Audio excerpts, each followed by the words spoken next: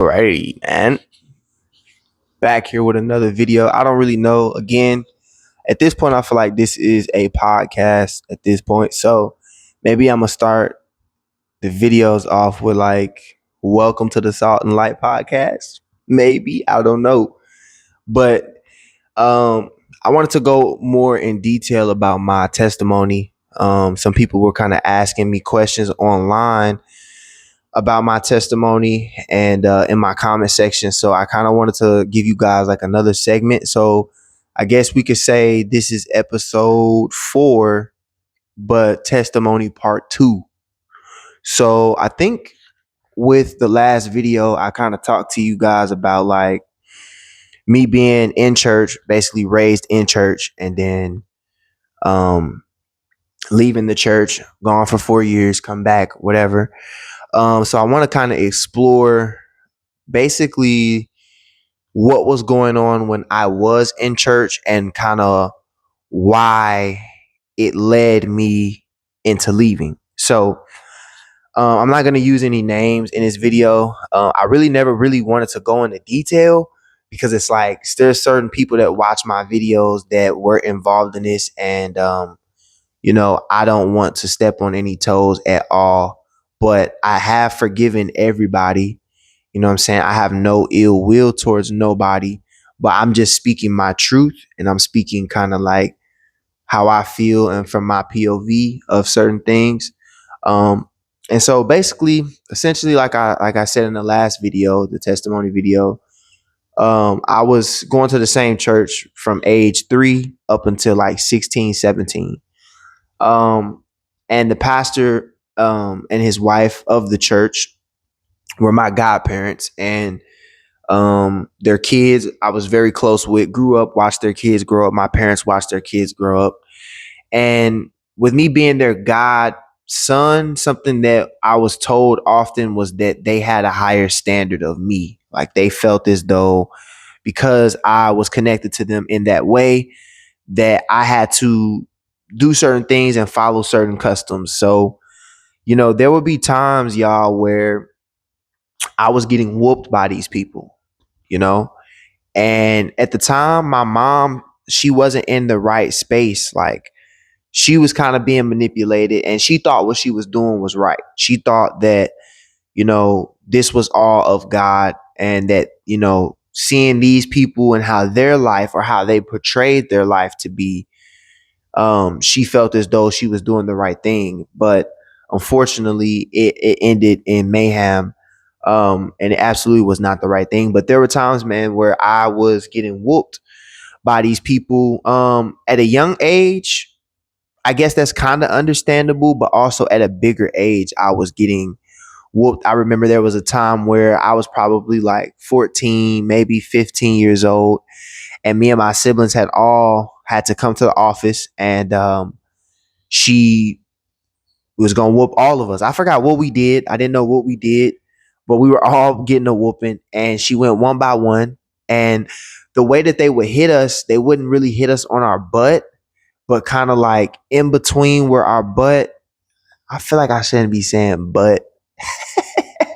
I don't know what else you would call it, like caboose, but in between our caboose and our back, like that little area is where they would aim purposefully. And they told us that that's where they were purposely trying to hit. So they would tell us to kind of like roll up our shirt and pull our pants down slightly. So basically like the crack of our caboose is where they was hitting us. And I remember like all their kids would sit in the office and watch. They were all watching us get whooped. Um, there was a time where um, she was whooping me, and I'm not going. Like I'm prideful. I'm like, bro, I'm not finna cry. Like I'm finna just sit there and take the pain. So she's hitting me, and I'm just not crying.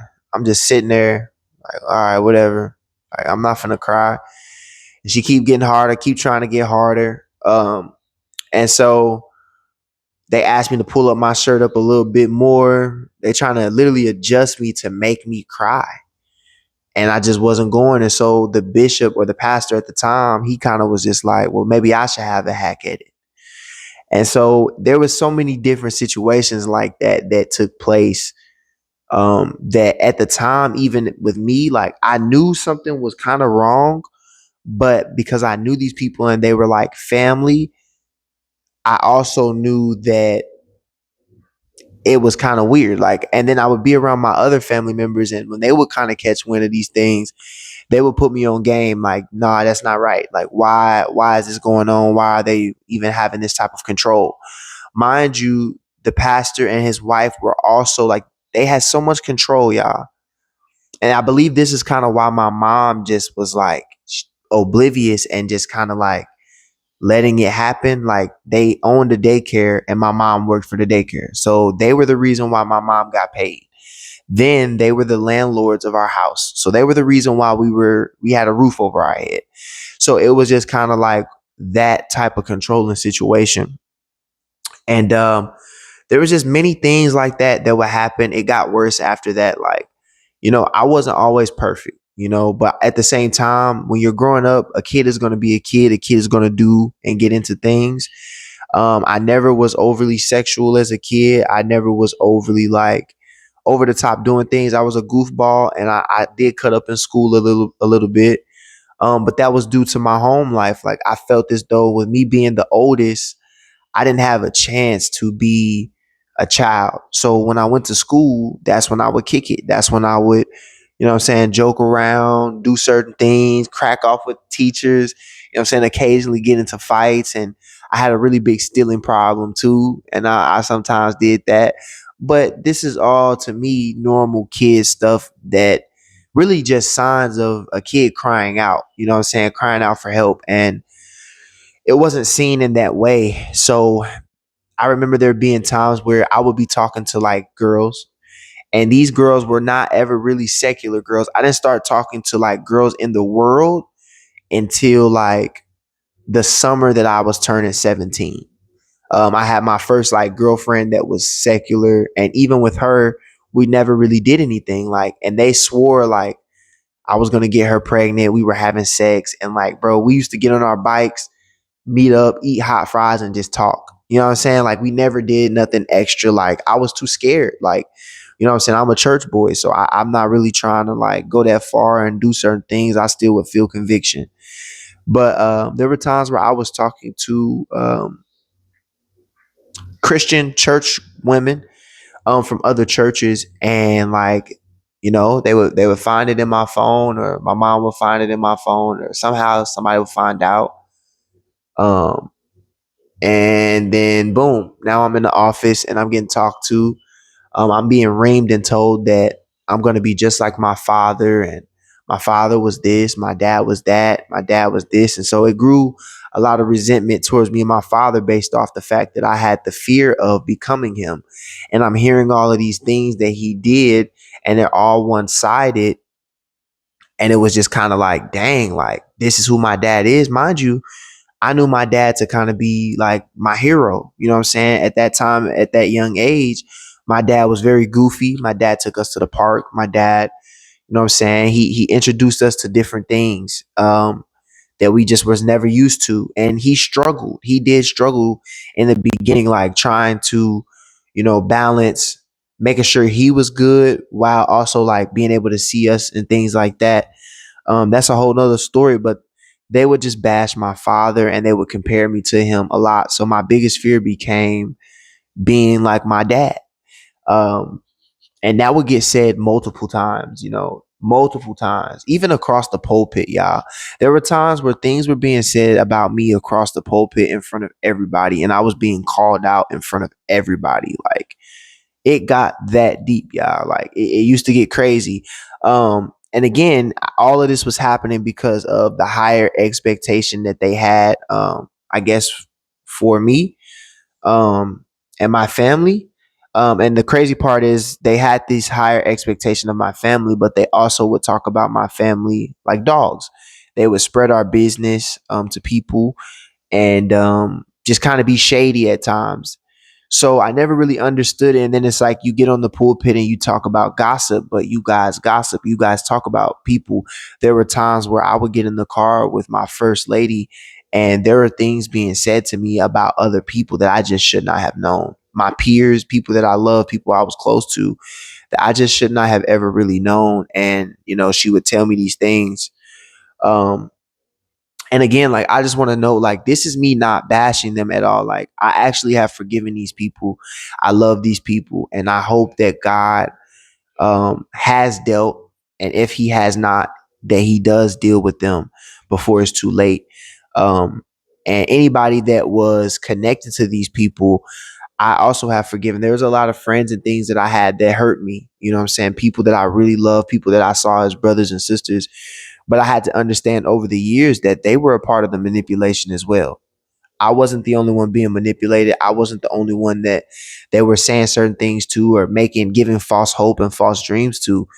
They were doing it to a lot of our young people. And I feel as though they targeted our young people because a lot of us had, broken homes and things like that. And the first thing that they would do is like they would separate us from our family. So a lot of the young people, we felt so close to each other and tight knit because we felt like our family did not accept us, which wasn't always the case.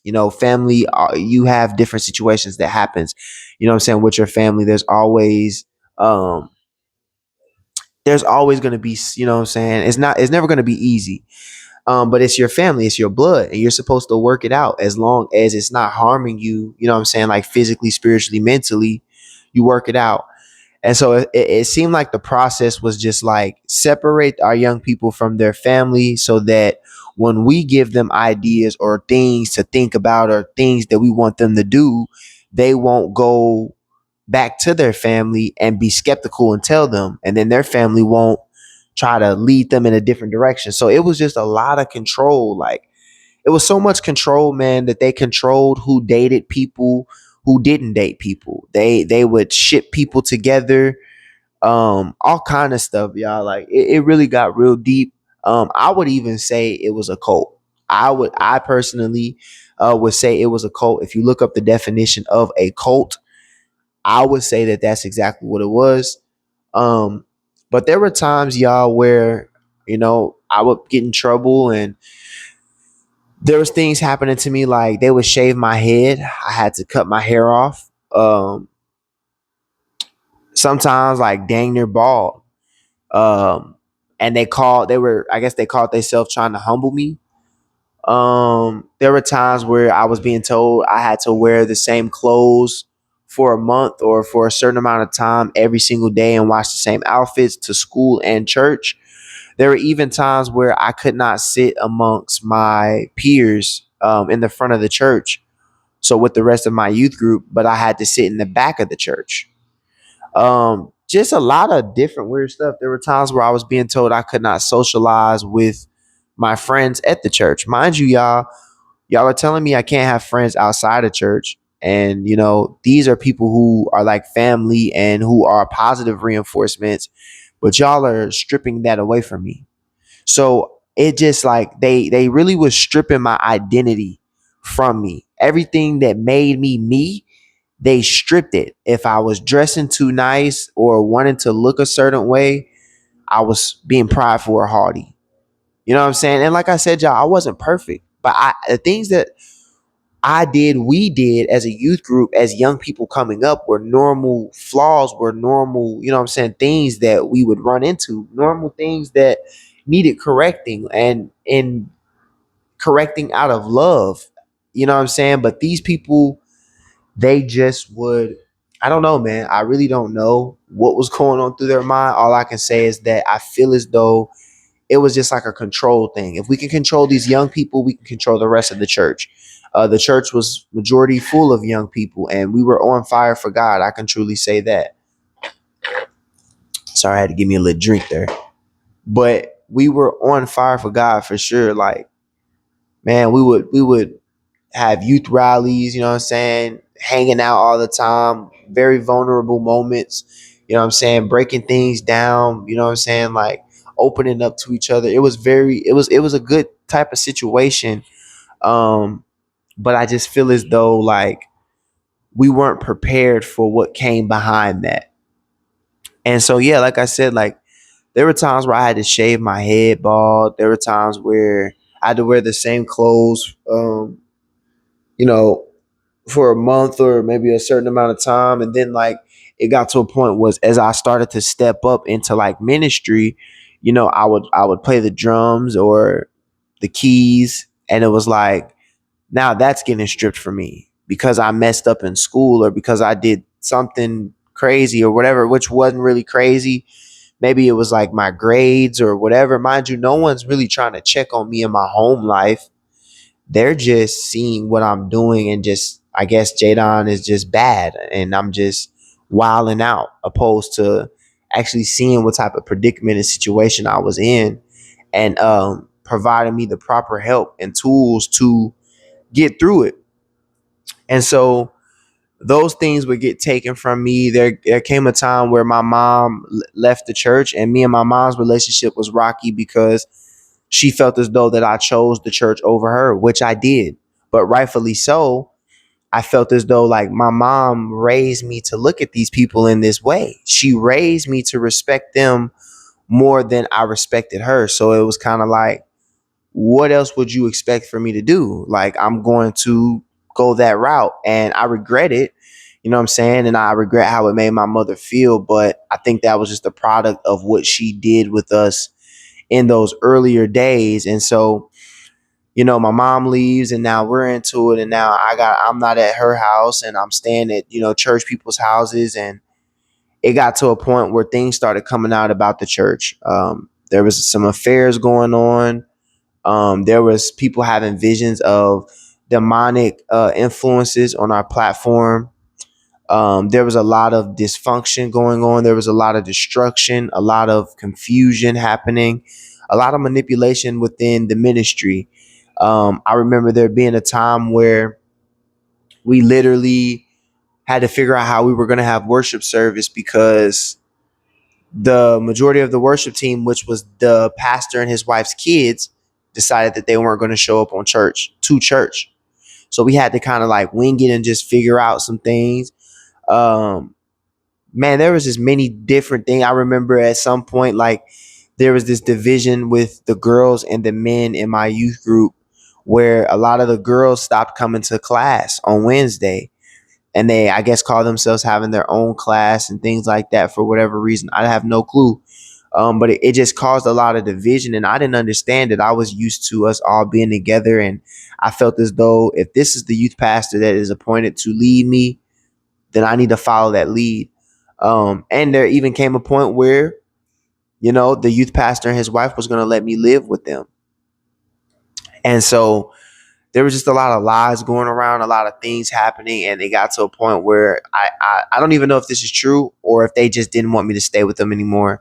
But somebody told them a lie that I said something about the youth pastor's wife, and then like he came to me and was just basically like, "Yeah, I'm sorry, like you're not gonna be able to stay with us," and I had nowhere else to go. And so facing this persecution, I decided to reach out to the first lady and the bishop one day through a group chat. I put them in, and I felt as though like I'm y'all godson. I've put in work at this church. You know what I'm saying? I've given some of my money. I've given definitely a lot of my time. And if I tell you that I don't feel wanted at this church anymore, or I don't feel like I'm being loved at this church anymore, I kind of expected for them to cater to that. To be honest, like cater to that. And I just remember they left me on scene. I was on the phone with one of my friends from church, one of my close friends. And he kind of was just like, hold on, bro. As soon as I sent the message, basically like, I don't feel love. I'm thinking about leaving. I'm on the phone with my close friend, and he's just like, hold on, bro. I'm getting a call. I'll call you back. Hangs up. I lost over 200 followers within a couple minutes. Well, I ain't gonna lie. I would say I lost 200 followers total within maybe like 2 days, but I definitely lost like majority of basically my whole youth group. So I would say 30 to 40 followers. People from the church. I lost those followers instantly, almost instantly. As soon as I sent that message to them, I lost those followers. And I was kicked out of every group chat. I tried to call my friend back, instantly blocked. I lost everything in that moment. And it was very tragic to me because now I have no place to stay and I lost my friends and everything I believe in is going to shambles. So I pretty much told myself, like, at that point, like, well, since this is what it's like to live for God and it makes me feel weak, you know what I'm saying? Since this is what it's like to put your trust in people and what I felt like was God, which it was the people, I basically just was like, I'm going to revamp myself. And I felt like, I'm going to become a whole new different person. And I started getting into stupid things in the streets, dabbling here and there, robbing people, taking guns, occasionally having to shoot at people, just doing stupid stuff. I remember I robbed somebody for a gun and they found me, beat the crap out of me, 3 dudes. Um, it was just a lot of stuff, man, that went down. That I put myself through because I felt like I didn't want to be that person no more. I did not want to be the weak Jay who allowed people to dictate his emotions, who allowed people to take his identity. So I built my own identity. And ultimately, it got me nowhere. And because I knew I was called and I knew that God had a bigger purpose for me, I would oftentimes just not be able to quite fit in with the crowd as much as I would try. I would also feel just the emptiness, empty void in my heart. I felt like there was just something missing, Throughout those 5 years, I was running amok. I was doing everything I could to not identify with that person. And it got to a point where I was tired of feeling empty. I was tired of feeling like, dang, like, God, I know God has something for me, and I know that what I'm doing right now can't be the end.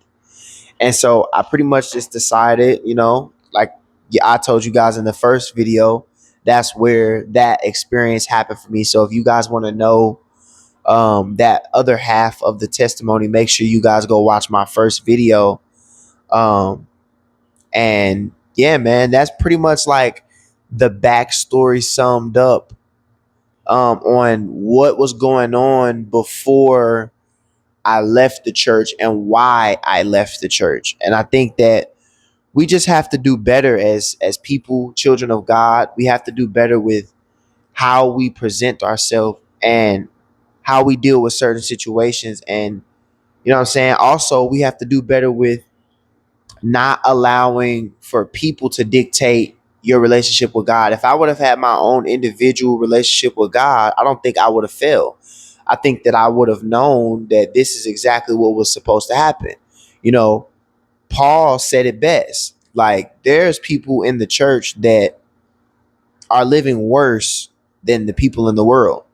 And had I been reading these things, had I been seeing these things, and had my own relationship with God where He could open up my eyes, I would have known and I would have dealt with the situation a lot better.